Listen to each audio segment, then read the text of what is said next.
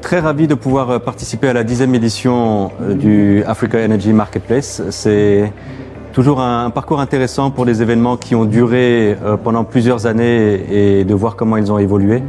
Le Marketplace, c'est pour amener ensemble des décideurs publics, des institutions financières, des acteurs privés comme nous le sommes.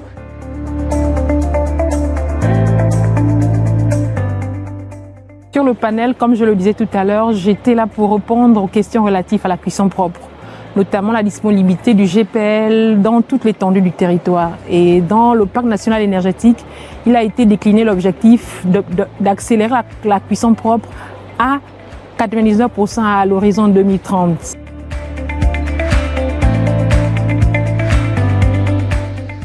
Comme je le disais, notre venue pour à cet événement, c'est pour comprendre les enjeux et les contraintes qui existent au Gabon. C'est toujours intéressant de discuter avec les différents partenaires, les autorités, mais aussi les autres partenaires privés qui, eux, sont à des stades plus avancés pour savoir les défis auxquels ils ont fait face, comment ils les ont résolus.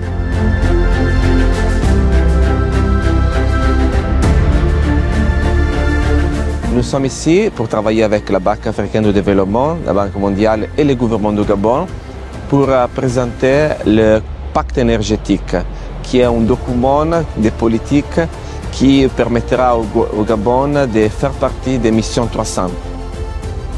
Ce serait d'un grand intérêt pour les investisseurs d'avoir une certaine priorisation des projets à travers dans cette liste de projets-là et de savoir sur quel projet le gouvernement est aujourd'hui.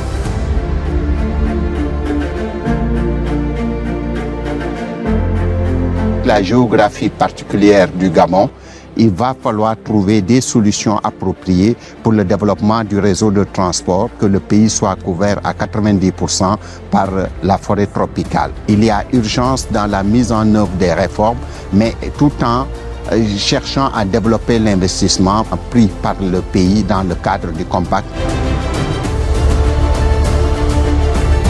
Actuellement, un compact énergétique est en cours de finalisation et devrait matérialiser les engagements du pays quant à l'accès à l'énergie et à la cuisson propre à l'horizon 2030.